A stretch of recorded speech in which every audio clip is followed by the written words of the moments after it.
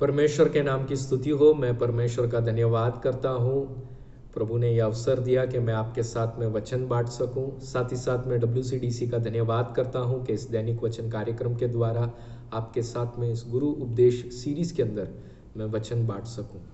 इस गुरु उपदेश सीरीज के अंदर हम मनन कर रहे हैं प्रभु यीशु के दूसरे आगमन के बारे में और उसकी संबंधित तैयारी के बारे में हम सीख रहे हैं।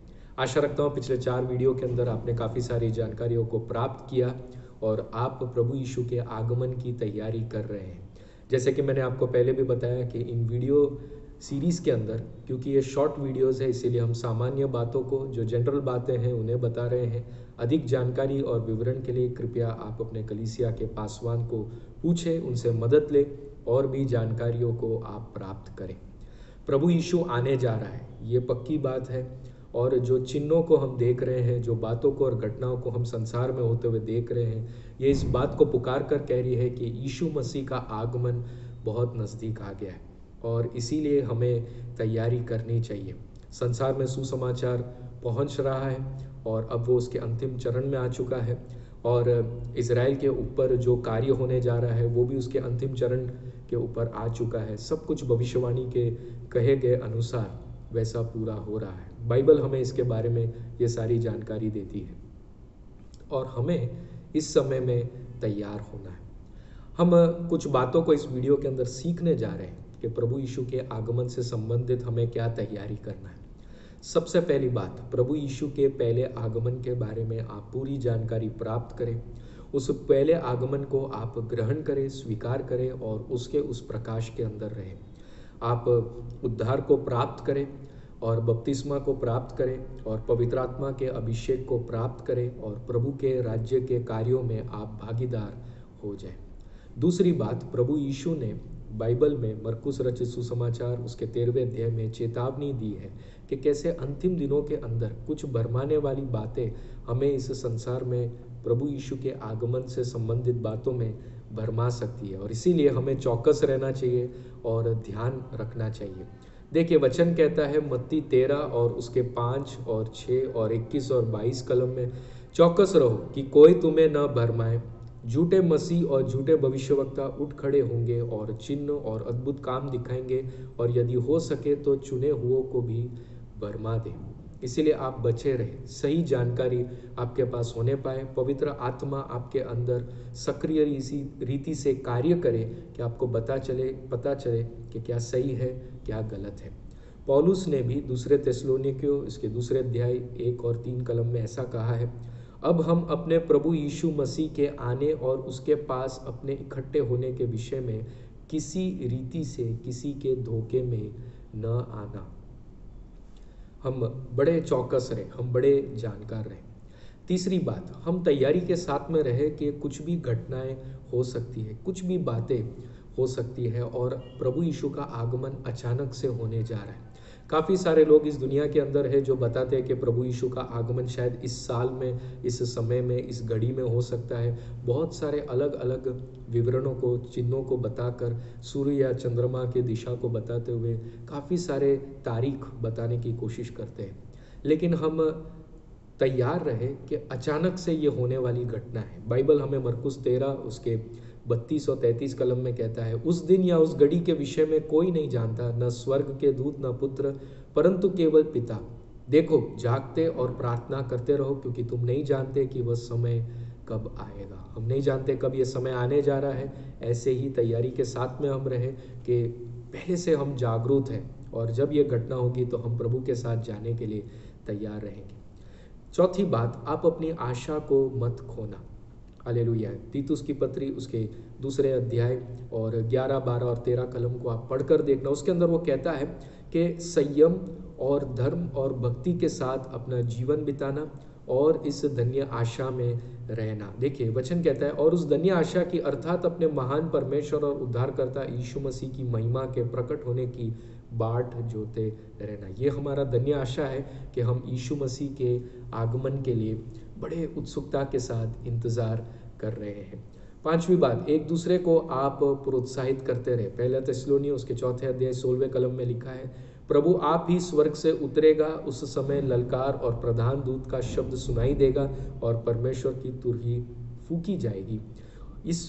इस प्रकार इन बातों से एक दूसरे को शांति दिया करो। 18वें कलम में वो कहता है एक दूसरे को आप इन बातों के बारे में कि प्रभु यीशु का आगमन होगा, जो प्रभु में मर गए उनके साथ क्या होगा, जो अभी भी जीवित है वो कैसे रूपांतरित होंगे, और एक दूसरे को आशा देते रहना। और याद करना कि जैसे रात को चोर आता है वैसे ही प्रभु का दिन आने वाला है।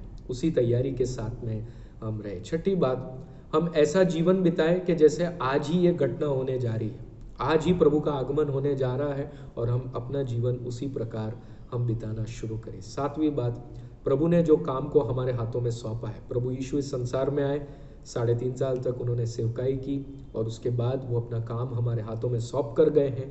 हम पवित्र आत्मा के सामर्थ्य को प्राप्त कर कर प्रभु के काम को हम पूरा करें, सुसमाचार को हम लोगों को बताएं, ये संदेश हम पहुंचाएं कि प्रभु यीशु आने जा रहा है और उसकी तैयारी हमें किस प्रकार करनी है। तो कुछ बातों को याद रखें, मसीह के समान आपका जीवन होने पाए।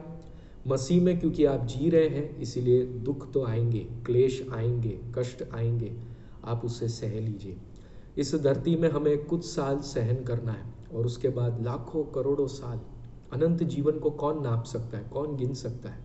हमें अनंतता में प्रभु के साथ में धार्मिकता में जीना है। कुछ समय इस पृथ्वी के अंदर हमें दुख के अंदर रहना है, उसे सहन कर ले, और प्रभु के लिए विश्वास योग्य रीति से आप काम करते रहें। मैं आपको ये सिखाना चाहता हूँ कि हमें क्या प्रार्थना करना चाहिए। सबसे पहली बात, क्या आपने यीशु को पाया है? यदि नहीं तो मैं एक छोटी सी प्रार्थना करने जा रहा हूँ, आप मेरे पीछे प्रार्थना कर सकते हैं और प्रभु यीशु को आप ग्रहण कर सकते हैं। अपनी आंखों को बंद करें और प्रार्थना करें। हे प्रभु यीशु, मैं अपने पापों की माफ़ी मांगता हूँ, आप मेरे हृदय में आए, आप मेरे राजा और उद्धारकर्ता बन जाए। आपके पवित्र आत्मा को आप मुझे दे और आगे के लिए आप अगुवाई दें, यीशु के नाम से आमीन। मैं विश्वास करता हूँ कि यदि आपने इस प्रार्थना को किया है तो प्रभु का उद्धार आपके अंदर अब कार्य करना शुरू कर चुका है। एक कलीसिया के साथ आप जुड़ जाइए और प्रभु के अंदर आप बढ़ते जाएं। इसके साथ साथ अंतिम दिनों की तैयारी करते हुए अंतिम दिनों की प्रार्थनाओं को भी आप करें। क्या विषयों के लिए आपको प्रार्थना करना है, ये मैं आपको सिखाना चाहता हूँ। मत्ती, मरकुस और पतरस की पत्री के अंदर कुछ बातों को बताया गया है, जैसे कि मत्ती 24:42 में और मत्ती 24:44 में और 1 पतरस 5:8 में कि प्रभु के आगमन के लिए हम जागरूक रहें। आप प्रार्थना करें कि आप और प्रभु की कलीसिया जागरूक रहने पाए। दूसरा विषय जो प्रार्थना करना है, प्रभु के दूसरे आगमन से पहले प्रभु के द्वारा हमारे लिए नियुक्त काम को हम पूरा कर सके, जो कामों को हमें दिया गया है उसे हम पूरा कर सके। ये बात लूका रचित सुसमाचार उसके 12वें अध्याय 42 से 44 कलम के अंदर दिया गया है। तीसरी बात जो आपको प्रार्थना करनी है कि झूठे भविष्यवाणी, झूठे उपदेश, झूठे शिक्षण से पवित्र आत्मा आपको बचाए रखे। मत्ती 7 और 15 में दिया गया है, मत्ती 24 और 24 में यह बात कही गई है, दूसरे तीमुथियुस 4 अध्याय 3 से 4 कलम के अंदर यह बात कही गई है।